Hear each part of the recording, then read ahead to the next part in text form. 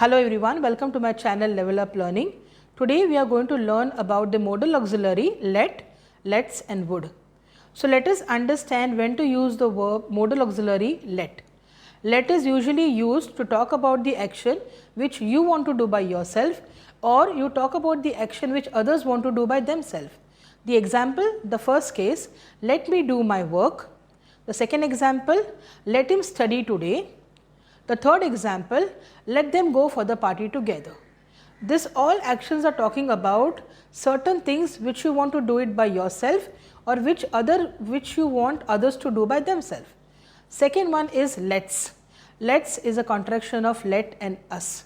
This means it's a group advice or a group discussion when everybody come to one decision and take a advice of others and do the same thing. For example, let's all go for a party, let's all go for a movie. Today we are going to learn about the modal auxiliary would. Now would is a kind of a modal auxiliary which is usually used for polite request, for a humble request, and would is also talking about the action which you are sure that you would do it, or which you are sure that somebody else would do it.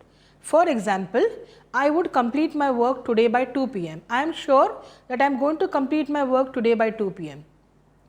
My son would reach his office tomorrow by 9 o'clock. So I am sure my son will reach his office tomorrow by 9 o'clock. So here would is talking about the 100% surety. Second way, we can use would before the subject for a polite request. For example, would you please come with me? Would you please give me a glass of water? So here would is also used as a humble request before the subject, and after the subject it is talking about the surety. So guys, keep learning, keep watching. Thanks for watching.